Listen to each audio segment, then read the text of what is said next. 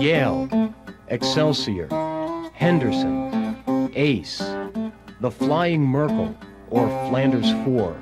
What do these names have in common? By themselves, each one unique and priceless, collectively historic in their own right. How about Dayton, Reading Standard, Curtis, Indian, or Thor? These names belong to manufacturers of great American motorcycles, representatives of an era gone by.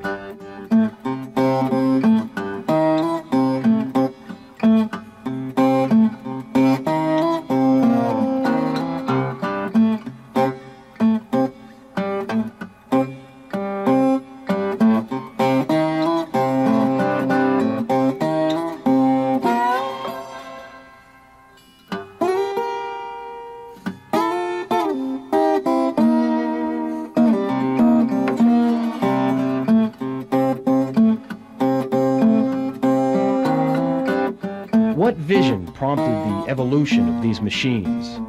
Did the early bicycle racers, in their desire for more speed, foresee the impact their new invention would have on the lives of future generations? In the early 20th century, motorcycles would become an integral part of daily life. Used for law enforcement, vending, and delivery.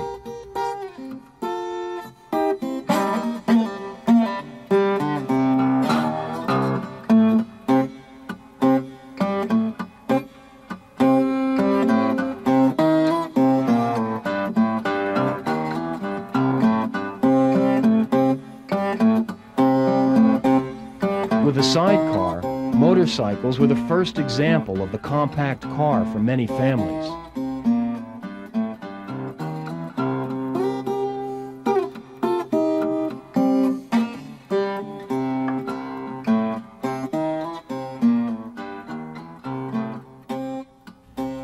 You may be surprised to learn that before the Great Depression, there existed over 100 manufacturers of American-made motorcycles.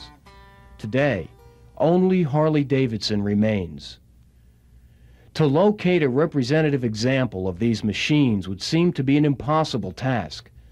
Where can I find an Indian or a Henderson, what some might call the Cadillac of motorcycles? What became of the Pope, the Yale, the Excelsior, the Flying Merkel, and others like them? Does anyone know or care? Well, to me, the Antique Motorcycle Club of America is the most important motorcycle collector organization in the world. There's several different organizations, but I would say predominantly the Antique Motorcycle Club of America is the largest. That would be the one that you would get into to find the others. There's over 3,500 members right now worldwide, which includes people who own motorcycles or who are interested in motorcycles older than 1954, I believe, this year. That's not just American motorcycles, any motorcycle. The club itself is our coordinating medium, you might say, between collectors, buyers, sellers, parts, all that sort of thing. We have a publication. It's the keystone of the hobby, you might say, in this country. It's an opportunity for a lot of people to get together and share what they know. For somebody that's trying to restore a motorcycle, I don't know how you can do it without being involved with a group like this, because it gives you a lot of context to chase down these rare and unusual parts, and it gives you an opportunity to see how the bikes really are supposed to be put together, whether it should be chromed or plated or all these other things, and I don't remember all the terms, but you know, it's difficult to find that knowledge, and here's a place where you can go and get all that information. It's a group of extremely devoted collectors, restorers, and parts vendors, that sort of thing. That's what most of our members fit into, one or the other or all of these categories. It's just a good place to come to meet other people in the hobby, to discuss your project and so on. The club's healthy and it's fun. The meets are great and we have a really good group of people, and we try to keep it antique. You know, we discourage people from bringing anything late model, anything after that period, which we consider an antique. All kinds of people are in the AMC. It's almost hard to explain. Everyone from doctors and lawyers all the way down to hardcore bikers, if you will, are in the AMC. Anyone who has an interest in antique motorcycles for any reason is in the AMC, just because they like antique motorcycles. I'm Dr. John Pat, a practicing veterinarian from Gilbertsville, Pennsylvania. Dave Martin, Indian Joe's out of Chattanooga, Tennessee. And what brings you to Harmony? I make all these meats. That's my business, is selling Indian and Harley parts. The people at work have a lot of fun with me. I work for AT&T and I manage a group of 16 internal auditors. And they can't believe that their boss gets on motorcycles and puts on black leather clothes and goes riding. You know, they just think that's really out of character, and I guess that might be true. It kind of surprises me. I would have never dreamed that my birthday present last year was going to be a black leather jacket. I'm retired. What do I do for a living? I'm retired. I was a state maintenance officer for the Maryland National Guard. Automotive maintenance, civil service for 35 years, and I retired. And did a variety of things. I had a sporting goods store on the side, and I was a gun dealer, and I raced sports cars, and I raced boats. And at one time I was in an organization called the Classic Yacht Club, big boats, and I've, you know, tripped around and bumped off of a lot of hobbies. Oh, I worked as a engineer for the state of Vermont. An uncivil civil engineer. And I started out with a $100 bill that I borrowed from the Vermont State Employees Credit Union and went into the motorcycle business. My name is Jessie Jackaruso. I live in Rollinsford, New Hampshire. I own my own business in Portsmouth, New Hampshire. I have a canvas business. We make awnings and boat covers and so on. When I graduated college, I went to work for IBM. I worked at IBM for 8 years. No, sono giuro. Two sandwiches, gotcha.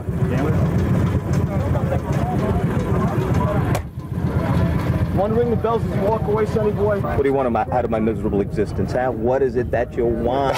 Where'd you find this thing? Actually, I found it as a police bike up in North Jersey, and I shopped around for a freezer for about 3 years. Couldn't find one, so I decided to do some research, and I found a fellow that was building them back in the 50s for good humor. So, put a little bit of ingenuity and money together. Voila! Can I get you something out of here, sonny boy? Do you use this on a regular basis? Just for shows, grand openings, promotions, campaigns, car shows, stuff like that. Actually, my wife and I are both in the ice cream business, and we like to display our ice cream out of antique vehicles. Do you collect mostly motorcycles? Nope. Anything from pedal bikes to push carts to trucks, as long as it's ice cream related. And I'd like to add that this whole idea started right here at Harmony about 5 years ago. I came up with a 54 convertible good humor truck and a 56 three-wheeler that was a plain machine. And somebody was just teasing me and said, "Jim, you should sell ice cream out of that." So I thought about it and I gave it some thought, and that's where my hunt started. And that's where the dream began. And that's why I'm the ice cream man from hell. As you can tell, it's still made out of wood, stainless steel, the way they used to make them back then. Packed with cardboard and some spots being its best insulator. And look at that, the bomb pop is still hard. What do you want out of my miserable existence, eh? Yeah. Okay, enjoy. You too, friend. Ice cream sandwiches, chocolate squares, bomb pops. Ice cream sandwiches, chocolate eclairs, turn the gas on.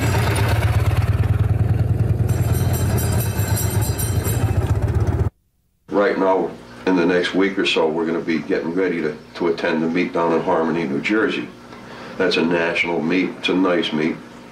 Good location, centrally located for the Northeast. We're having a national meet, the 7 in the United States a year. We have the largest national meet on the East Coast. which is right here in Harmony, New Jersey. This is the Warren County Fairgrounds. And it's a 3-day affair, Friday, Saturday, and Sunday, June 8th, 9th, and 10th. Being a director of the Yankee chapter, I know that there's months of thought and days of work that go into organizing a meet like this. I know, that's what I said. The only thing I have to have is we got to get this Thursday. You guys got to take care of bushwhacking and weed whacking the fence area. Did you walk on the track? I looked at it. It's perfect. We arrive here Thursday morning to start setting up the grounds. A couple years ago, there used to be plenty of time. Most of the swap meets are scheduled to start on Saturday morning. If you get a flyer on these meets, they will tell you starting Saturday morning. Gates open at 10. But ourselves, we get there on Thursday night. This year, we expect people to show up Thursday afternoon. If they left on Friday, they would get there almost after everybody was set up. The meets are getting bigger and bigger, and people who are serious shoppers that are hunting for that really elusive part or looking to buy a motorcycle know that if they want to get it, they have to get here early. It gets hectic. Problems arise. You got to solve them on the spot. Let's not have that happen again. I'm sorry, sir. If you don't watch out, you're going to get fired, buddy. Oh, really? All right. We make the best of it. We've never had any severe problems here. No electricity this morning. The bathrooms have been temporarily closed. The power company knows about it, and they are out there trying to fix it. One of the things that I've always liked about Harmony is the fact that a lot of people come out here to have a good time. There's a whole bunch of camaraderie. You see these people only 5 times a year, or 6 times a year, or, some of them twice a year. So it's old friends getting together, it's bike parts changing hands, there's games that they play, motorcycle games. Some swap meets have races. There's a whole bunch of reasons to go, but they're all centered on motorcycles. I collect pieces for my husband's bike and enjoy the people. We get to see the same people every year and not necessarily know them by name, but it's nice to see the same faces and speak to the older people and listen to the stories, the good stories they have to tell. There's going to be a lot of antique motorcycles here from the turn of the century all the way up to 1956. As far as personal expectations, it's a good meet site. It's a good time. It's a good business venture for us. It has everything that we look forward to in a meet. Some people go just to buy one part that they need to finish their bike. There's going to be flea market vendors. People who are looking for parts can come here to find parts for motorcycles at the restaurant. Collectors come, other people come, first-time buyers buying one bike. Some guys might come buy several bikes. We go to buy parts to finish hundreds of people's bikes that we haven't even met yet. Average person is probably from this side of the Mississippi. From Wellington, Ohio. I own the hog shop up there, and we deal in antique parts quite a bit. I'm from Rollinsford, New Hampshire, and a member of the Yankee chapter of the Antique Motorcycle Club. Rick Wolf from Canada. Mike Terry, New Jersey. I'm Charlie Petty from Jasper, Indiana. Mostly vendors, bigger dealers. They'll travel long distance to come here because they know it's a big meet. Well, we go to these meets not just to, like I say, to sell. We bring a truckload of parts down there, but we also get there very early because a lot of times that's the only way we can replenish our inventory is through people cleaning out their basements, cleaning out their garages, people that have finished up with projects that have parts left over who would just as soon turn these parts into cash so that they can start on another project. A lot of times that's the only place that we can buy stuff to put back into our inventory to resell again. The parts that we sell, the antique parts that we sell, you can't get on the telephone and order them. They have to be found. Well, that's what it's all about. It's about getting parts that you don't have. The parts that you can buy there are phenomenal.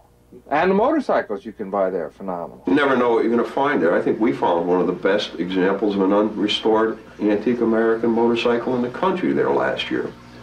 We turned up a 1915 Dayton motorcycle 3 miles from the Harmony meet site. It was probably the best.